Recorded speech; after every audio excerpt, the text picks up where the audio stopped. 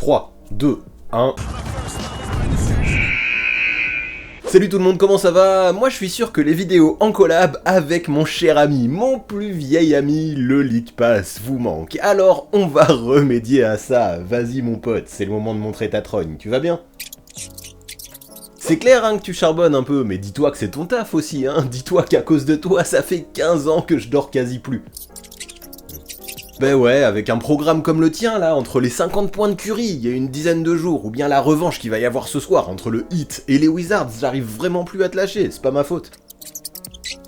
Mais oui, moi aussi je t'aime, ne t'en fais pas, et dis-toi que des longues nuits, toi et moi, on risque d'en passer encore pas mal ensemble. Mais pour ceux qui ne te connaissent pas, si jamais ça existe encore, je crois que c'est le moment de te présenter. Alors salut, moi je suis le League Pass. Pour faire simple, je suis juste l'outil ultime du fan de basket. Vous allez me dire que je me la pète, hein, mais un vrai fan NBA ne peut absolument pas faire sans moi, vu que je diffuse tous les matchs, absolument tous, de toutes les équipes, pendant toute la saison. Disposer des chaînes payantes sur la télé, c'est bien, mais ça ne suffit clairement pas, vu que ce n'est pas toi qui choisiras les matchs que tu regarderas. En m'utilisant, tu pourras tout simplement mater l'intégralité des rencontres de ta team préférée. Oui, absolument tous les matchs, en direct si tu veux. Et mieux encore, si tu n'es pas un octambule, sache que tout est gardé dans mes archives. Libre à toi donc de mater les matchs quand tu veux, où tu veux, dans les conditions qui t'arrangent, sur ordi, smart TV, smartphone ou tablette. Tu peux même zapper les temps morts ou accélérer si tu les mates en différé. Tu veux quoi de mieux? Eh bien, je vais te dire ce que tu peux trouver d'encore mieux. Avec moi, tu peux même accéder à certains matchs classiques des années d'avant, soigneusement choisis par la NBA. C'est l'occasion parfaite pour revoir Kobe, Michael, Shaq et même certains slam dunk contests de légende. Si toi dans la vie tu fais partie des gens qui au quotidien ont l'habitude de s'ennuyer, t'inquiète, j'ai de quoi t'occuper, et ce pour des années. Et puis allez, faut que je le dise, hein, mes concepteurs sont des génies talentueux et m'ont permis à travers les années de me développer et de devenir un outil ultime de grande qualité. Avec moi, tu auras une image au top et tu pourras choisir d'où viennent tes commentaires. Au choix, les consultants de l'équipe à domicile, ceux de l'équipe visiteuse ou encore ceux de la télé nationale pour les matchs qui y sont diffusés, pour plus d'impartialité. L'ambiance totale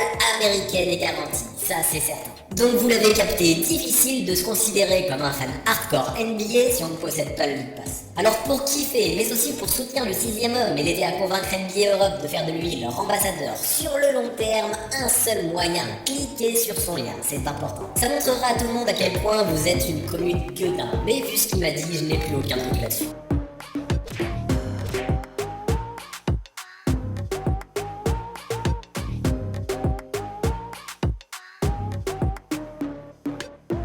Incroyable tout ça, non? Croyez-le ou pas, le League Pass ça rend juste addict. Alors go vous faire kiffer et soutenir la chaîne en allant cliquer sur mon lien que vous trouverez dans la description. Vous allez voir, ça permettra d'avoir une vision de la NBA bien plus complète que seulement en regardant des highlights et des feuilles de match. Petite info secrète d'ailleurs, là, la semaine prochaine c'est la Cyber Week et il y a des choses plutôt lourdes qui se préparent avec NBA Europe. Alors restez connectés, notamment sur mon compte Instagram, ce serait bien dommage de passer à côté de tout ça, faites-moi confiance. Yeah, baby!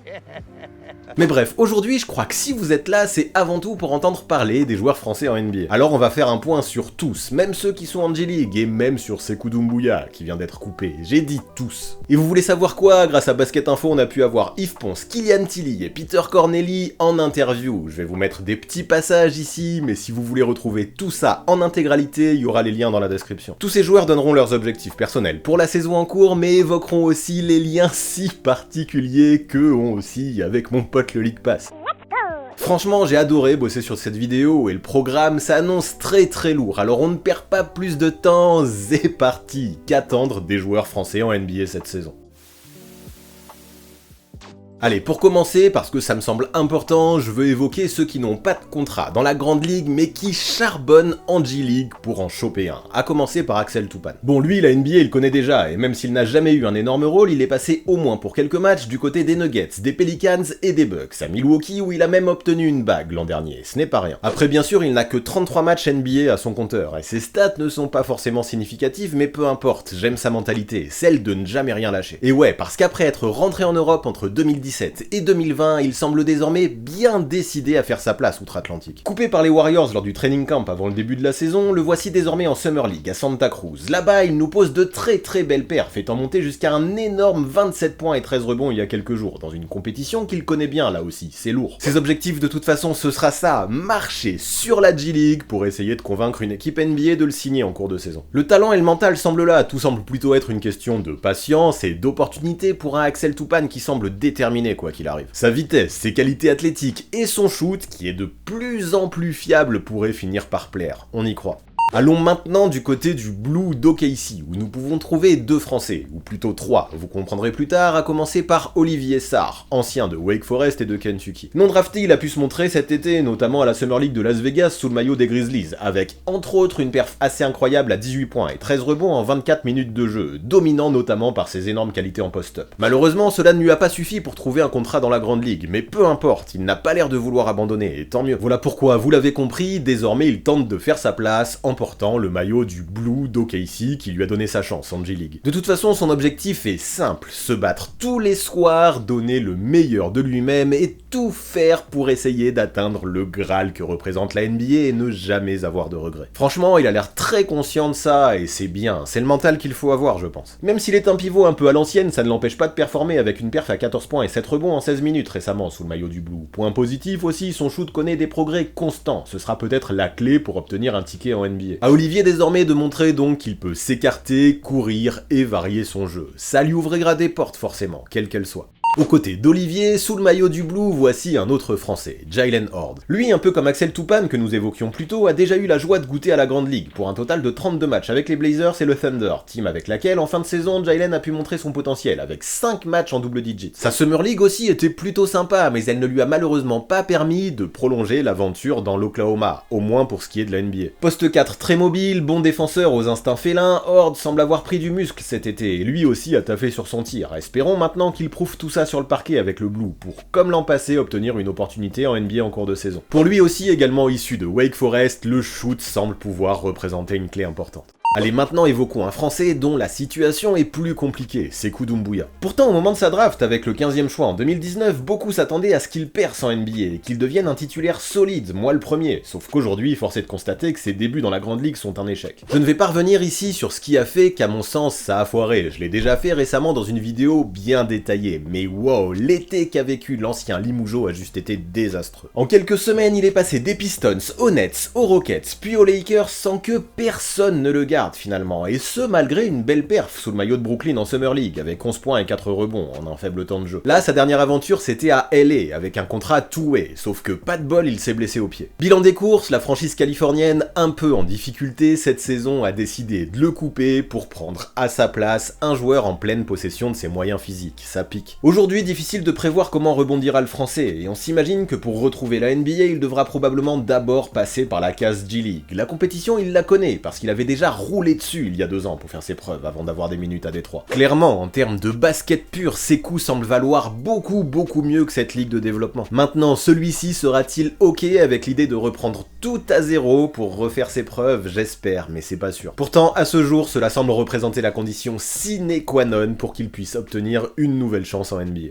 Allez, place maintenant à une aventure un peu plus rose, celle qui est en train de vivre Frank Ntilikina à Dallas. Lui aussi, je lui ai réservé une vidéo il y a quelques semaines pour explorer le parcours un peu chaotique qu'il a connu à New York et expliquer les raisons de ses difficultés. Du coup, pareil, je ne vais pas revenir là-dessus. Ce qu'on retiendra plutôt, c'est que cet été, les Knicks ont décidé de ne pas le conserver. C'est ainsi que les Mavericks ont fait une offre au French Prince. 2 années dont la première garantie, et beaucoup s'accordaient à dire que c'était quitte ou double pour l'arrière. Oui, en gros, soit il échouait et on concluait qu'il n'avait pas le niveau, soit il réussissait et on accusait le contexte new-yorkais. Et pour l'instant, rien à dire, dans un rôle très bien défini par Jason Kidd, tout semble rouler pour Frankie. Son objectif, arriver sur le terrain avec la seconde unit, mettre une grosse pression défensive et rentrer les tirs ouverts. Ça tombe bien, c'est exactement ce que l'arrière sait faire de mieux, à une condition, une seule, sentir qu'on lui fait confiance. Et là c'est le cas, Ntilikina obtient minimum ses 10-15 minutes par match pour apporter son intensité défensive, mot d'ordre du coach des Mavericks pour aider cette team de Dallas à performer dans ce secteur qui lui faisait cruellement défaut l'année dernière. Son match référence pour l'instant, c'était probablement celui face aux Kings, dans lequel il s'est transformé en véritable facteur X et pour lequel, pour l'occasion, il a reçu les louanges de Luka Doncic himself. Et oui, du côté de Dallas, on s'en est rendu compte. On aime sa science du basket, son jeu off the ball et bien entendu la façon qu'il a de défendre et de montrer l'exemple de ce côté-là du terrain. Ce que l'on peut lui souhaiter désormais, c'est de continuer sur ce rythme tout en étant chaque soir dans la rotation de son coach, qui on l'espère continuera à lui faire confiance, même quand les shoots ne rentreront pas, comme ça arrive de temps en temps avec Frank. Ceci dit, si la confiance est mutuelle, comme c'est le cas chez les Bleus avec Vincent Collet par exemple, j'y crois, le French Prince peut faire une très bonne saison en tant que backup chez les Mavs sur les postes 1 ou 2. Et avec ça, moi je serais plutôt optimiste, ça pourrait asseoir définitivement sa place en NBA, c'est tout ce qu'on lui souhaite. Faisons place maintenant à Timothé Luwawu-Cabarrot pour qui j'ai une affection bien particulière vu qu'il est le premier à m'avoir accordé une interview en one-on-one pour la chaîne Le 6ème Homme. C'était à Los Angeles, ça date. À l'époque, après un passage intéressant du côté de Philadelphie, il jouait pour le Thunder mais peinait à obtenir du temps de jeu de façon régulière. Il fut ensuite envoyé à Chicago et passé par la G-League et beaucoup pensaient que les portes de la NBA s'étaient fermées à tout jamais pour TLC. Mais ça, c'était mal connaître l'énergumène qui toujours s'est battu et pour qui il était hors de question de faire une croix d'accomplir son rêve en NBA. Il a bien fait, et grâce à des bonnes perfs dans la ligue de développement, les Nets ont su lui donner sa chance, et rien à dire, il a assuré. Dans la bulle par exemple, Timo a collé 2 perfs à 26 points dont une en playoff face aux Raptors. Dans une équipe de Brooklyn décimée par les blessures, il a montré que lorsqu'on lui donnait des opportunités, il savait les saisir, et pas qu'un peu. Il est la preuve vivante que le travail et l'abnégation finissent toujours par payer. C'est des valeurs qui m'importent tout ça. Malheureusement, l'an dernier, l'arrivée de James Harden chez les Nets, mais aussi les nouvelles ambitions de la franchise ne lui ont pas permis de continuer sur son rythme. Tout au long de la saison passée, son rôle a diminué, notamment en raison d'une adresse sur courant alternatif, jusqu'à carrément cirer le banc lors des playoffs. Aïe, la situation de TLC redevenait très compliquée, avec des Nets qui n'avaient pas souhaité le prolonger et un été qui s'annonçait plutôt calme au niveau des rumeurs le concernant. Au vu des jolies prestations que Timothé Luwawu-Cabarrot avait livrées à Tokyo, ça saoulait un petit peu quand même, il méritait je me disais. Heureusement, à quelques semaines du coup d'envoi de la saison, pour le training camp, les Hawks d'Atlanta ont décidé de lui faire une offre pour un an au minimum salarial. Même si le français aurait pu espérer davantage, c'est déjà mieux que rien. Bon, maintenant en Géorgie, depuis le début de la saison, il ne joue que très peu, et principalement dans le garbage time. Sa place est bien plus souvent du côté des DNP que sur le parquet, mais c'est pas grave, je me dis. Timothée connaît ce genre de situation, ce n'est pas la première fois qu'il devra faire ses preuves, et je me dis qu'il en faudra beaucoup plus pour le décourager. Du coup, même si à Atlanta il y a beaucoup de monde à son poste, comptez sur lui pour savoir saisir les opportunités lorsqu'elles lui seront offertes. Let's go maintenant chez les Knicks pour parler d'Evan Fournier. Lui aussi m'a filé une interview en one-on-one quelques mois après celle de Timothée. Big up à lui, et signe du destin peut-être, c'était au Madison Square Garden. Ce jour-là, il m'avait expliqué à quel point il aimait la salle, il aimait la ville, il aimait le public, et à quel point tout cela représentait quelque chose pour lui. Du coup, vous imaginez qu'aujourd'hui, je ne suis qu'à moitié surpris de le voir porter le maillot new-yorkais en ce moment. Avant, à Orlando, il a clairement prouvé qu'il pouvait être un starter de qualité dans la grande ligue, mais le problème quand même, c'est que l'équipe plafonnait, et en l'état, il était dur d'imaginer passer un tour de play-off. C'est ainsi que la franchise floridienne a décidé de tourner une page, envoyant tous ses joueurs majeurs ailleurs, et notamment Evan en direction de Boston. Sauf que bon, dans la maison verte, les choses n'ont pas toujours été forcément faciles pour celui qui porte le surnom fameux Don't Google. Collectivement, l'équipe galérait, se marchait sur les pieds, et dans ce contexte, ce n'est jamais évident. Pour Evan, ce qu'il faisait était loin d'être cata, mais l'irrégularité était présente, et on sentait que l'adaptation en plein milieu d'un exercice n'était pas simple. C'est ainsi qu'après une défaite en 5 matchs au premier tour des playoffs face aux Nets, Evan est devenu free agent et a décidé d'aller voir ailleurs, vers la Big Apple. Et là, dès son premier match, dans la Mecque du basket, sous ses nouvelles couleurs, il a brillé, c'est le moins qu'on puisse dire. Face à ses anciens coéquipiers des Celtics, le français a planté 32 points dans une rencontre remportée par les Knicks après 2 prolongues en étant hyper clutch. Boum, direct, il a montré au Madison Square Garden qui il était. En même temps, pour l'occasion, il est devenu le meilleur scoreur all-time des Knicks pour une première apparition sous leur maillot. Ça classe un homme quand même. Mais malheureusement, depuis, les choses sont bien plus compliquées pour Evan et son équipe. En essayant de respecter les plans de jeu, de faire bien, trop bien peut-être, j'ai parfois l'impression que le français a du mal à être lui-même. Pour l'instant à New York, les titulaires peinent à jouer ensemble, et dans ce contexte, je peux comprendre Fournier. Plutôt que de croquer, il essaye de fluidifier le jeu, de trouver ses potes, notamment Julius Randle, et de faire tout ce qu'il faut comme il faut. Sauf qu'avec cette attitude, je le sens moins agressif, moins dans son rythme, et ça s'en ressent sur son scoring et son adresse. C'est probablement la première fois de sa vie qu'il est la 4e option de sa team, et ça va lui demander un temps d'adaptation certain, c'est évident. Maintenant, je ne m'en fais quand même pas trop, car l'arrière est un joueur intelligent qui, en plus de ça, fit parfaitement avec la culture de la gagne véhiculée par Tom Thibodeau. Alors soyons patients avec lui, car je suis à peu près persuadé qu'à terme, il arrivera à jouer son rôle, celui de starter solide dans une équipe avec des ambitions. Au vu de ce qu'on a vu avec l'équipe de France, je pense qu'il en est clairement capable. Laissons-lui juste le temps de s'adapter à son nouveau costume. La suite avec Yves Ponce, joueur monté sur ressort, spécialiste de la défense formé à Tennessee en NCAA. Alors que dans un premier temps, il avait été plutôt déçu de ne pas avoir été drafté, il a vite compris que c'était peut-être bien un mal pour un bien. Il a ainsi pu lui-même choisir sa destination en tant qu'agent libre, et c'est vers Memphis qu'il a décidé d'aller, afin de signer un two-way contract. Si une blessure au doigt l'a quelque peu handicapé lors de la Summer League, ça ne l'a pas empêché d'intégrer l'effectif pour la saison. Ses objectifs sont désormais clairs à Memphis, dans le Tennessee, le même état que sa fac, et Yves en parlera bien mieux que moi. Moi, personnellement, c'est déjà m'adapter à la transition NBA, apprendre le jeu, le style de jeu de l'équipe, les plays, tout ça, et être dans un bon rythme. Après, voilà, si j'ai l'opportunité de rentrer sur le terrain, voilà, je sais très bien que ce sera une demi-minute grand match, mais voilà, après, c'est faire le job. Pour moi, le job se passe principalement en défense, tu vois, donc c'est vraiment là où je suis. C'est mon point fort, donc vraiment appuyer défensivement et essayer de montrer voilà, que je suis là défensivement et que je suis prêt en fait à passer le cap et à rester dans cette équipe. Avec cette mentalité-là et une envie de s'inspirer de PJ Tucker, le Français pourrait bel et bien trouver une place dans cette culture grit and grind qui le représente bien et qui représente les Grizzlies. Si je ne me fais aucun souci pour l'intensité qu'il montrera en défense, je me dis par contre que c'est en attaque qu'il devra le plus faire ses preuves et faire des progrès. Avec son rôle offensif qui se définit principalement off the ball, la clé se situe surtout dans les coupes qu'il pourra mettre dans le dos pour exploser au cercle et sa capacité à mettre des triples dans le corner par exemple. Et tout ça, ça tombe bien parce qu'à la salle, ça semble être sa principale préoccupation, et apparemment ça commence à payer. Bon, jusque-là, il n'a eu droit qu'à 2 petites minutes sur les terrains en NBA, et ses preuves, il doit avant tout les faire en G-League. Et ce qui est cool, c'est qu'avec 15 points, 11 rebonds, 3 contre, mais surtout un joli 2 sur 5 à 3 points avec l'équipe du Hustle récemment, Yves est parti sur d'excellentes bases. À ce rythme, les opportunités en NBA finiront par débarquer pour de vrai, et à ce moment-là, ce sera à lui d'arriver à les choper des deux mains. Et en attendant ce moment qui sera plutôt cool, écoutons comme promis pourquoi, selon lui, ça peut être super de regarder les Grizzlies sur le League Pass. Moi, je pense que vous ne serez pas déçus si vous prenez parce il se passe beaucoup de belles actions, surtout au niveau Jamorant. Ouais, c'est un mec à highlight, quoi. Donc, ça combiné avec des mecs qui peuvent couper dans le dos, s'ils envoient des belles passes et tout. Moi, il m'a fait des passes incroyables pendant les entraînements. Et des trucs que je ne m'attendais pas, c'est vraiment des trucs de foot, François 60, le ballon en arrière comme ça.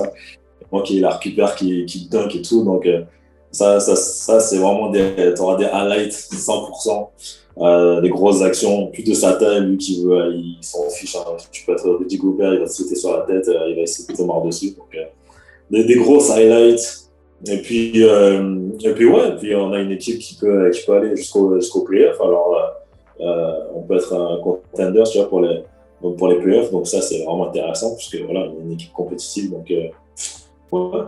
Allez hop, pour la suite, évoquons un autre joueur qui, lui, évolue du côté de Détroit, Killian Hayes. Si l'an dernier, il avait un statut de plus haut joueur français drafté all-time à défendre avec un pick 7, ses blessures et sa maladresse l'en ont quelque peu empêché. Et quand en plus de ça, en arrivant en NBA lors d'une année unique sous le signe du Covid, sans Summer League, avec un training camp raccourci, forcément ça complique les choses quand on débarque. Pour ne rien arranger, avec leur pick numéro 1 cet été, les Pistons ont drafté Cade Cunningham, arrière, tout comme lui. Et pendant le training camp, Killian a enchaîné entorse à la cheville et commotion cérébrale. Bon, ça a marqué un coup d'arrêt, mais ça ne l'a pas empêché de bosser dur et de conserver sa place de titulaire aux côtés de Cunningham. Mais là encore, on sent que le français a besoin d'XP. Quand on le regarde jouer, un peu comme l'an passé, on a parfois l'impression qu'il réfléchit trop. Il veut bien faire, mais peut oublier ses instincts, pourtant très bon. C'est dommage. Même si son premier objectif est de gagner des matchs, et c'est louable dans cette équipe de Détroit, j'aimerais qu'il connaisse le déclic, qu'il joue plus libéré. Maintenant, il n'y a pas à dire, Killian en fait des choses sur le terrain. Il distribue, lance les systèmes, prend des rebonds et participe à tout plein de phase de jeu. Le souci, c'est que ce physique intéressant, qui lui sert énormément en défense, il ne l'utilise que peu pour aller driver, pour aller au contact et aller chercher des points faciles. Souvent, il s'arrête à mi-distance ou à 3 points pour prendre des shoots compliqués, sa maladresse assez flagrante vient de là, je pense. Maintenant attention, il a tout de même montré de bons flashs, comme dans la win face aux Raptors, durant laquelle il a probablement sorti sa meilleure perf en carrière, avec 13 points, 10 passes, 7 rebonds et un joli 3 sur 4 à 3 points. Alors à mon sens, ses objectifs pour cette saison sont assez limpides, il doit gagner en confiance, prendre de l'XP et montrer qu'il peut réaliser ce genre de perf plus souvent. En vrai, là j'ai l'impression qu'il ne lui manque qu'un peu de culot et de scoring, car pour le reste, notamment en défense, j'insiste, il nous montre de très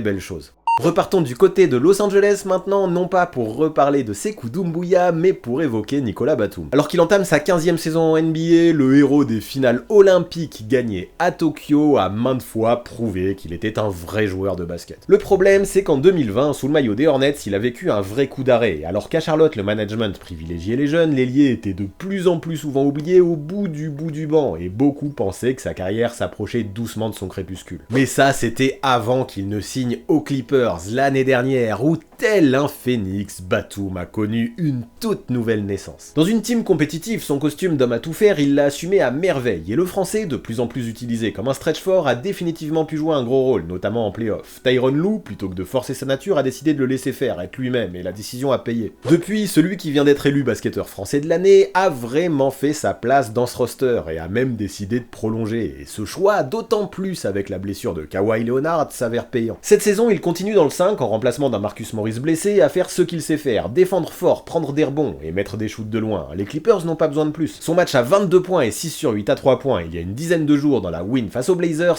est déjà une référence pour cette campagne. Dans cet effectif, c'est gagné. Nico fait totalement l'unanimité au vu de l'énergie qu'il déploie des deux côtés du terrain. Reggie Jackson récemment a même dit de lui qu'il était un véritable super-héros. Et ouais, son surnom Batman, il ne le doit pas au hasard. Alors tout ce qu'on peut lui souhaiter, c'est de continuer sur sa lancée et de permettre aux Clippers de remporter un maximum de matchs cette saison et de faire le plus long parcours possible en play-off, avec Kawhi ou sans Kawhi.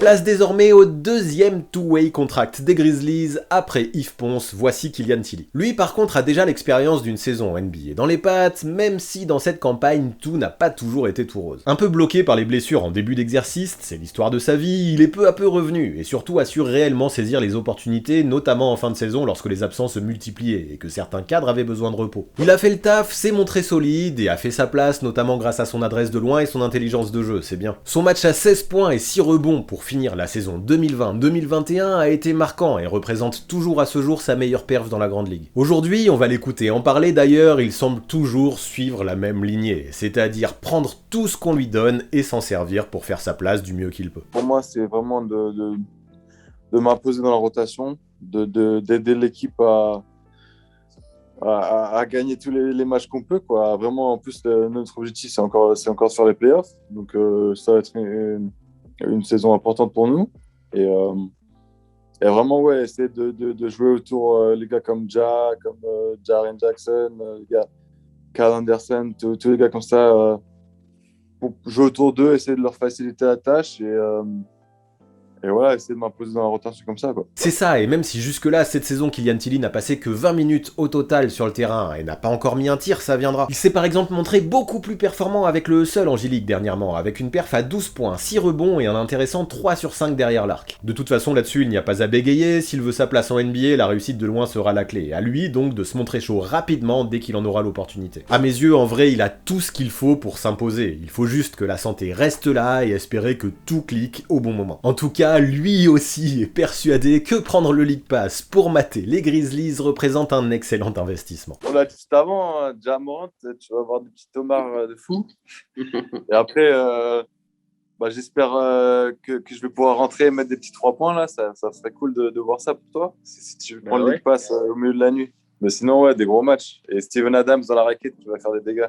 Let's go Théo Malédon maintenant. Après un début de carrière un petit peu compliqué, en NBA, l'ancien de Lasvel est vraiment monté en puissance tout au long de sa saison rookie. Convainquant son coach Marc Daigneault de lui donner de plus en plus de minutes, notamment grâce à son sens du détail, son intelligence de jeu et son éthique de travail, il a fini sa campagne à plus de 10 points par match et une pointe à 33 même. Là-dessus, rien à dire, il a prouvé. Puis cet été, il a fait un choix fort, refusant l'équipe de France et les Jeux Olympiques de Tokyo Tokyo pour pouvoir rester aux États-Unis et bosser son jeu. Et là, honnêtement, quand j'ai vu comment il s'était développé physiquement tout en se montrant méga à l'aise en Summer League en tant que leader, je suis resté bouche bée. Sauf que malheureusement, et je ne sais pas trop pourquoi, depuis le début de la saison, les choses sont devenues bien moins roses pour Théo. Avec la draft de Josh Giddey, propulsé titulaire, la défense de Luguensdort et les énormes performances de Shai Gilgeous-Alexander, il a du mal à retrouver le rythme avec des pourcentages au shoot terribles qui peu à peu l'ont fait sortir de la rotation. Voilà maintenant 5 matchs qu'il ne rentre plus du tout en jeu. Est-ce inquiétant? D'un côté, oui, un peu, car c'est indéniable, les minutes sont super importantes pour les jeunes joueurs, afin qu'ils puissent gagner de l'expérience. Mais en parallèle, dans cette jeune équipe du Thunder, il y a fort à parier qu'il ait à nouveau sa chance un jour ou l'autre, et c'est à ce moment-là qu'il devra prouver que son niveau affiché l'an passé n'était pas qu'un feu de paille. La patience sera de mise pour Théo donc. Alors pour patienter, il devra se montrer et briller avec ses compatriotes Jalen Horde et Olivier Sarr sous le maillot du OKC Blue en G-League, avec lequel il a déjà réalisé 2 performances plutôt solides. Enchaînons maintenant avec un nouveau two-way contract qui, comme Killian Tilly, a été formé à Gonzaga en NCAA, Joel Ayayi. Alors que je pensais qu'il aurait une vraie chance d'être drafté, j'en parlais dans une vidéo de l'an dernier, il n'en fut finalement rien. Quel dommage! Cependant, les choses sont allées très vite pour lui, car à peine quelques heures après la fin du 2e tour, l'arrière eut l'occasion de signer un contrat à 2 volets chez les Lakers. Sauf que suite à une pré-saison un poil compliquée, la franchise californienne, avant même la fin du training camp, a décidé de le cut. Ouch! Mais heureusement, les incertitudes n'ont pas duré longtemps, car les Wizards ont profité de l'occasion pour se jeter directement sur lui et proposer à leur tour un two-way contract au jeune français alors qu'il était encore waiver. Alors ok, jusque-là, Joel Ayayi n'a pu passer en tout et pour tout que 5 minutes sur un parquet en NBA, toutes dans le garbage time, et c'est plutôt en G-League qu'il peut montrer ses talents. Et là franchement, ce qu'il est en train de prouver sous le maillot du gogo de Capital City est juste très lourd pour le moment. Très régulier et présent dans absolument tous les secteurs, Joel livre de très bonnes perfs, comme son match à 15 points, 14 rebonds et 7 passes la semaine dernière, il met des shoots hyper clutch et semble tout faire pour s'offrir de nouvelles opportunités dans la grande ligue. Bravo, mais bravo à lui, j'ai vu des extraits de ses matchs, quelle énergie il met, j'adore ça. Alors à lui d'essayer de rester sur ses rails le plus longtemps possible, car s'il arrive à jouer avec la même intensité en NBA, des portes s'ouvriront et les opportunités viendront, j'en suis sûr.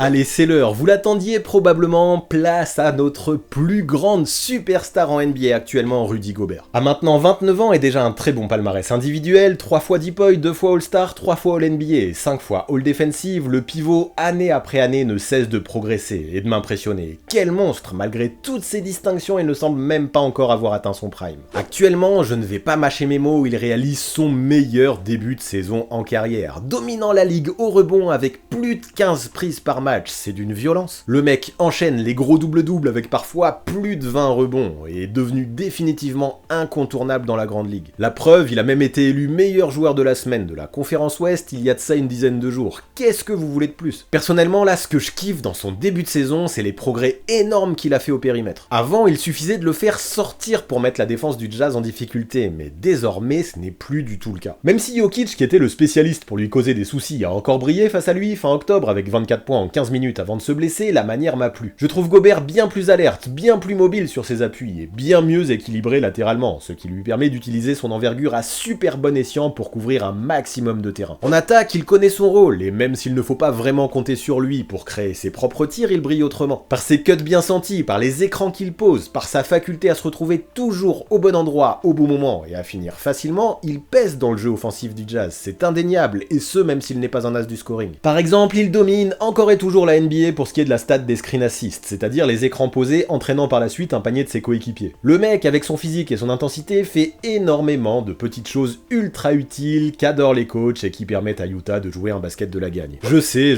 j'ai l'impression de me répéter chaque année lorsque je parle de Rudy, mais j'y tiens, surtout que ce rôle il l'accepte de plus en plus et le joue de mieux en mieux. Aujourd'hui, Quinn Snyder l'a dit, l'équipe est carrément construite autour du pivot, et ça, c'est quand même la signature des plus grands joueurs. Les adversaires ne s'y trompent pas d'ailleurs et tentent de le faire déjouer en lui mettant des coups, parlez-en à Miles Turner, mais honnêtement, avec l'expérience qu'il a acquise désormais, le français paraît se situer bien au-dessus de tout ça, il en faudra plus pour le stopper. Alors individuellement, il aura probablement à cœur de poursuivre sur cette lancée qui pourrait le mener droit vers le Hall of Fame et être considéré comme l'un des meilleurs défenseurs all-time en NBA. Mais pour moi, c'est plutôt collectivement que ses objectifs se situent pour cette saison. Dans cette équipe du Jazz, au meilleur bilan de la ligue l'an dernier, mais qui n'a pas passé le 2e tour depuis 2007, il faut maintenant viser à minima une finale de conférence. À mes yeux, c'est désormais l'étape suivante à franchir pour Godzilla afin de rentrer encore un peu plus dans la légende. Allez, finissons en beauté avec Peter Corneli, qui est probablement le joueur le français le plus sympathique actuellement en NBA. Lui, sa situation est un peu particulière, vu que sa draft remonte à 2016 et que depuis, il n'a toujours pas quitté le championnat français. Mais peu importe, car dans l'Hexagone, il a fait ses armes, avec Pau la saison dernière notamment, où dans la peinture, il a montré à quel point il pouvait dominer de la tête et des épaules. Son match à 25 rebonds, j'imagine que les Choletais s'en rappellent encore, et s'il y en avait besoin, cette perf a définitivement convaincu les dirigeants de la franchise du Colorado. Alors après plusieurs Summer League joué avec Denver, mais aussi une breakout season l'an passé conclue en apothéose avec la médaille d'argent à Tokyo, ça y est, il a son contrat two-way en NBA, Peter Corneli. Du coup, chez les Nuggets, on attendra principalement de lui, justement, qu'il aille choper un maximum de rebonds tout en utilisant son adresse extérieure qu'il définit. Pour ça, tout d'abord, il devra s'adapter à cette nouvelle ligne, cette nouvelle vie même, et ses objectifs, il en parle bien évidemment mieux que moi. C'est très très simple, c'est un peu comme la saison dernière finalement. C'est simplement de progresser, voilà, de pouvoir travailler un maximum pour progresser et pouvoir faire partie en fait finalement de ce niveau-là, avoir le niveau de jeu pour pouvoir jouer à ce niveau-là et pas juste jouer 1 ou 2 minutes en fin de match, tu vois, de vraiment pouvoir avoir du temps de jeu. Donc voilà, je pense que pour le moment je suis pas prêt, tu vois, je suis pas prêt encore justement à assumer beaucoup de minutes en match. De toute façon, je m'attends pas à assumer beaucoup de minutes en match, ça c'est sûr, surtout quand t'as à tout. Mais clairement, ouais, c'est de progresser pour pouvoir justement continuer en fait un peu comme j'ai fait la saison passée, tu vois. Pas forcément me concentrer sur le résultat, même si le résultat la saison passée a été plutôt bon, mais vraiment me concentrer sur le travail pour pouvoir continuer ma progression et puis voir quel joueur je peux devenir. Alors pour le moment, le français n'a foulé les parquets NBA que pour 3 petites minutes au total, mais peu importe. Parce que ouais, avant d'avoir une vraie opportunité dans la Grande Ligue, lui aussi a l'occasion de faire ses preuves et de prendre de l'expérience en G-League. Et le moins que l'on puisse dire, c'est que sous le maillot du Gold de Grand Rapids, il a déjà dévoilé aux yeux de beaucoup les raisons de son contrat dans la Grande Ligue. En 3 matchs, il tourne à 16 points, 14 rebonds, 4 passes et 2 contre de moyenne. C'est très très violent. Allez, si on fait la fine bouche, on aimerait qu'il mette un peu plus dedans de loin, parce que son 3 sur 20 laisse à désirer, mais peu importe, ça viendra, et surtout, ça ne l'empêche pas de briller dans tous les autres secteurs. À lui donc de continuer à s'imposer dans la raquette comme il le fait actuellement dans la Ligue de développement, et à ce rythme-là, c'est sûr de belles choses arriveront. Et en les attendant, ces belles choses, Peter nous explique à son tour, comme promis, à quel point le League Pass représente le must du must pour suivre les Nuggets, mais aussi toute la NBA dans une ode, un hommage même complètement imprévu pour cet outil. Ouais, c'est simple, vous allez avoir la chance de pouvoir regarder le MVP, d'une part, le MVP en titre joué. Ça, c'est déjà quelque chose de grand. Avoir une équipe qui joue extrêmement bien ensemble, avec un collectif qui sort de l'ordinaire en NBA. Et ça, c'est top. Ils auront peut-être la chance de me voir. Ça, je pense que c'est un gros argument. Et après, sincèrement, pour moi, le League Pass, c'est top parce que ça permet de regarder les matchs quand on veut, où on veut. Et, moi, je regardais les matchs chez moi sur la télé, chez moi, quand j'étais en déplacement sur l'iPad. On sait les matchs NBA, c'est 3 à 4 heures du matin, c'est souvent ça. Donc, c'est très compliqué de regarder en direct si on a une vie entre guillemets normale. Donc voilà, moi je regarde ça tous les matins avec le petit-déj, on peut regarder n'importe quel match. Pour moi, c'est top, quoi. Franchement, c'est une application qui fonctionne extrêmement bien. Merci Peter, au final tu es un bien meilleur représentant que moi. Bon courage pour la suite.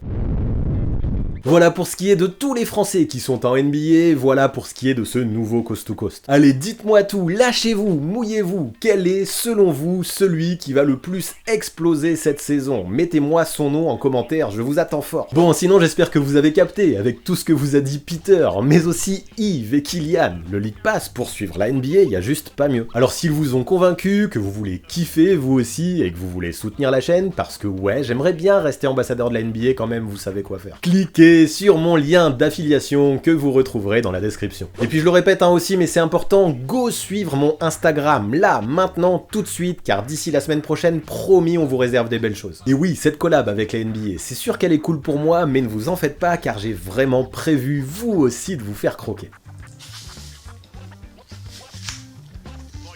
Allez, et pour finir, vous connaissez les bails, on s'abonne à la chaîne, on active la cloche pour recevoir les notifications, on lâche un maximum de pouces bleus et on rédige ses meilleurs coms, les plus fun, ouais, faites-moi rire. Big up également à tous ceux qui sont restés jusque-là, c'est souvent sous-coté, mais c'est super important, ça aussi, pour le référencement. D'ailleurs, je suis curieux, faites-moi savoir qui vous êtes en me marquant le nom en commentaire de votre Pokémon préféré, soyez originaux. Je remercie enfin tous ceux qui soutiennent sur Tipeee, mais aussi sur Twitch en faisant des dons pour le Movember. Je suis trop fier de ce qu'on a fait et de ce qu'on est en train de faire, c'est pas fini, on va faire un gros chèque, vous êtes les boss. À très vite.